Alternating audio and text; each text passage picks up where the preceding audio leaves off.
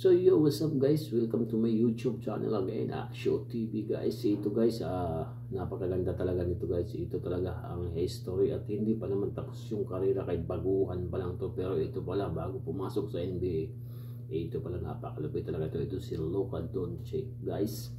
So guys, huwag natin sayangin, hindi natin napanood itong pagkakataon ito kung gaano talaga kagaling to si Luka Doncic. Ito yung mga nakamit niya bago pumasok sa NBA. Talaga, napakagaling pala talaga nito ni Doncic talaga.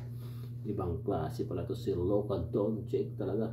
Talaga, nabubulol ako sa sobrang galing. Pinapanood ko talaga to. Ito talaga pinaka-legit guys.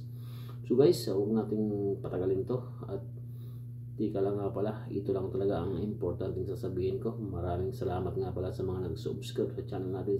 Sana nga po ay tulungan nyo pa ako na i-subscribe itong channel ko. At ako'y baguhan lang dito at ako'y nakikiusap sa inyo. Tulungan nyo naman po ako i-subscribe itong channel ko. So yun guys, maraming salamat sa ganun. Ganun pa man guys, huwag natin patagalin na dito. Papanoorin natin ang mga istorya ni Luka Doncic at mapanood natin yung nangyari sa kanya bago pumasok sa NBA. Ito, napakalapit talaga. Tara guys, huwag natin patagalin. Papanoorin natin ito mismo yan right now. Halimaw din maglaro at magdala ng bola. Mukha lang slow-mo gumalaw ito, pero kahit na sinong defender ay naiiwanan niya. Ito na nga kasi ang naging trademark ni Luka noon pa man. Kaya sa Europe pa lang ganito na karami ang mga naabot niya at pumasok siya sa NBA bilang ang pinakamatagumpay na teenager na basketballista. Kaya ang tanong, bakit hindi number 1 overall pick si Doncic noong 2018? Paanong 4 na teams ang pinalampas ang pagpili sa kanya? Tara't samahan niyo kung balang kasi ng storya ni Luka at basagin ang mga haters na nagduda sa kanya noong umpisa. Ito ang kwento ni Wonderboy. 16 minutes.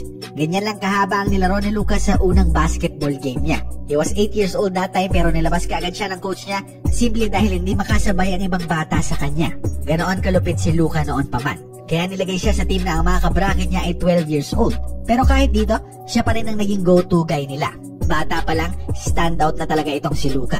Kaya para mas ma-develop pa ang talento niya, lumipad siya patungong Spain sa edad na 13 years old. At doon sa Real Madrid Youth Academy niya hinasa ang angking galing niya sa pagbabasketball. At hindi rin nagtagal bago niya masungkit practically lahat ng MVP awards sa mga tornamentong pinaglaruan niya. Kaya come 2015, sa edad na 16 na anyos, naging parte na kaagad siya ng senior team ng Real Madrid. Siya ang pinakabatang naging parte ng koponan yan. Pero kung iniisip niyong maitsapwera si Doncic dito dahil puro 19 to 21 years old ang kasabayan niya, dyan kayo nagkakamali. Dahil parte siya ng regular na rotation ng team at nabansagan pa ang EuroLeague Rising Star noong 2017 at nagawaran pa ng Best Young Player Award sa parehong taon.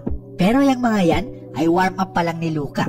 2018 naging starting point guard ng Madrid si Doncic at kahit na babyface na maituturing ito, pang veterano naman ang poise at composure niya sa loob ng court. Ngayon lang tayo nakakita ng manlalarong ganito kabata na kayang manipulahin ang depensa at pagmukhang makakatawa-tawa ang mga bumabantay sa kanya. Madalas kasi ang pintas sa mga hilaw na NBA prospects bukod sa physical immaturity ay nahihirapang mag-adjust pagtungtong ng pro basketball. Pero si Luka, walang naging problema dyan. Si Doncic kasi ang definisyon ng high IQ na manlalaro. He has the ability to adjust at take advantage kung ano mang binibigay ng depensa sa kanya. Bukod dyan, master rin siya ng pick and roll as the ball handler which requires intelligence, timing, body strength at solidong shooting. Kung saan meron lahat si Luka. Dagdag pa ang exceptional na footwork at ball handling skills, virtually impossible na i-cover si Doncic one-on-one. Kaya malaking misteryo kung paano sa murang edad, nahasa na ni Wonderboy lahat ng yan. Come 2018 nga, napanalunan niya ang EuroLeague MVP Award, averaging 16 points, 5 rebounds, and 4 assists per game, making him the youngest player at 19 na nakapag-uwi ng recognition na yan. At matapos niyang bitbitin ng Real Madrid sa kampyonato, pinangalanan naman siyang Final Four MVP at napasama pa sa EuroLeague All-Decade Team. Sa Spanish League naman, ganun din ang ginawa niya. Inuwi niya ang kanyang 3rd national championship at isa pang league MVP award. Bitbit niya ang mga yan pagpasok ng NBA draft. Mahalin tulad sa pagpasok ni Manu Ginobili, Toni Kukoc at Drazen Petrovic. Lahat sila nag-umpisa sa NBA bilang EuroLeague champions at league MVPs. Pero ang kaibahan lang, yang tatlo na yan nasa mid-20s na nila bago pumasok sa NBA. Meanwhile si Doncic, teenager pa lang. Kaya paanong naging posibleng ang talento kasing espesyal ni Luka ay hindi mapili bilang number 1 overall pick? Well, may tatlong pangunahing dahilan. Ang una, ang bias ng GMs ng NBA sa EuroLeagues. Duda sila na ang tagumpay ni Wonderboy si Real Madrid ay madadala niya sa NBA. May pinanggagalingan naman kasi talaga sila. Maraming high draft picks mula sa Europa sa mga nakaraang taon ang naging bust pagdating sa Amerika. Tulad ni Andrea Bargnani, ang first overall pick nung 2006 NBA draft. Hindi naman nakapag-deliver para sa Raptors. Enes Kanter din, third pick ng 2011. Pati si Mario Hezonja na biggest bust nung 2015 draft. At sino bang makakalimot kay Darko Milicic na na-draft bilang second overall noong 2003 ahead of Melo, Bosh at Wade. Pero bukod rito, may isa pang concern ng NBA teams kay Luka, ang kanyang athleticism at size. Well, hindi naman kasi talaga siya ang pinakamabilis at pinakamataas tumalon sa class nila. Dagdag pa ang 6'7" na frame niya para sa isang point guard. Inakala ng mga scouts na mahirapan si Doncic na sumabay sa mga mas maliliksing gwardya. Pero nakalimutan na ata nilang kahit sina Larry Bird, Magic Johnson, Steve Nash at Dirk Nowitzki ay hindi rin naman athletic pero nagawa pa rin umukit ng markas sa NBA. Kaya babalik pa rin tayo sa unang punto ko. Dahil galing siya sa Europa, mas critical ang GM sa kanya. Pero hindi lang nakadepende sa talent at background ng isang player ang pwesto niya sa draft ha. Ultimately, ang magdidikta talaga kung kailan ka mapipili ay ang kompetisyon sa draft class na kinabibilangan mo. At ang 2018 draft ata ang pinakamalalim na class sa nakaraang dekada. To take DeAndre Ayton with the #1 overall pick. DeAndre Ayton ang leading big man sa class, a 7-footer with great footwork, coordination, and speed, na merong pang soft touch sa perimeter. He was a beast, needless to say. And then andyan pa si Marvin Bagley, a left-handed big na may ibang klaseng athleticism. Andito rin si Michael Porter Jr., a 6'10" shooter na tinaguri ang next coming ni Kevin Durant. Next is Mo Bamba, na projected to be the best defender sa class na ito with an almost 8-foot na wingspan.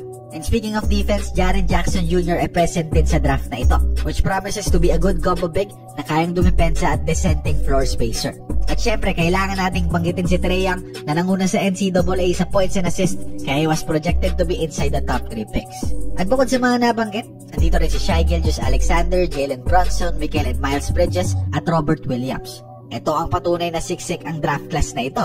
Magkakatalo na nga lang sino magiging #1 sa posisyong kailangan ng team. At ang unang pumili, ang Phoenix Suns. They selected DeAndre Ayton as complement kay Devin Booker. Wala namang masyadong nagulat dyan dahil di na nila kailangan ng isa pang ball-dominant na gwardya. At perfect fit ang versatile na big na si Ayton sa kanila. But pagdating ng second pick ng Sacramento Kings, dito na medyo naging mas kontrobersyal.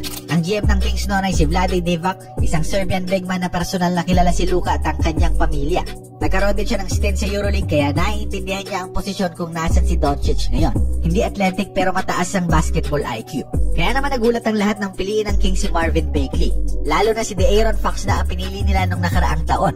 Kaya naman bumagsak doon the third pick si Doncic para sa Hawks. And fourth pick for Memphis was Jaren Jackson Jr. At fifth pick sa Dallas ay si Trae Young naman. Pero hindi pinili ng Mavericks si Trae para maging parte ng roster nila. Dahil may usapan na pala ang Atlanta at Dallas na i-trade ang rights ng third at fifth pick nilang dalawa. Kaya napunta si Luka sa Mavs at si Trae Young naman sa Hawks. It was obvious na general consensus para sa Suns, Kings, Hawks at Grizzlies na ang pagdomina sa NCAA ay mas matimbang kaysa sa pagiging EuroLeague champion at MVP. And they believe na kahit na mismo si Trae Young ay mas maibubuga pagdating sa NBA. But in retrospect, alam nating hindi yan totoo. Sa umpisa pa lang kasi ng karera ni Luka, he played like a true NBA star na. Ang dating pinapakita niya sa EuroLeagues, nabitbit niya pamunta sa NBA kahit na big boys na ang mga kaharap niya. Kaya nga Luka Magic ang binansag sa kanya. Dahil habang pinapanood mo siya, mapapakamot ka na lang ng ulo. Paano niya nagagawang magmaniobra sa loob ng court ng ganon kadali? Hindi man kasi siya ang pinakamabilis na gwardya, bawing-bawi naman sa IQ, ball handling at physicality. Kaya naman ang lahat ng naysayers at haters ni Luka, kinain lang ng buo ang mga sinabi nila. After lang ng ilang linggo sa unang season niya, klarong-klaro na si Doncic ang best rookie sa class nila. And it was not even close. In fact, bukod kay LeBron, siya na ang pinaka-NBA ready na rookie na tumapak sa liga in recent history. He was so dominant na naabot niya ang 2,000 points na milestone ng mas mabilis sa kahit na kaninong NBA star. Na-score niya ang 2,000 point niya 5 fewer games than LeBron, 10 games less than KD and Melo, and even 75 games less than Kobe. Kaya I know for a fact na lahat ng 4 na kupunang pinalampas ang pagkuha kay Doncic ay ngayon nagsisisi na. Kahit na halos same naman kasi ang skillset niya kay Luka, masyadong maliit si Trae para maging kasing dominante ni Doncic sa posisyon nila. Ayton and Jaren Jackson both had decent seasons para sa Suns at Grizz, pero not as impressive sa taon ni Wonderboy sa Dallas. Pero ang kupunang pinaka nagkamali sa lahat ay ang Sacramento Kings. Wala na nga mismo sa kanila ang second overall pick nilang si Marvin Bagley, at pati na ang Serbian GM na pumili sa kanya.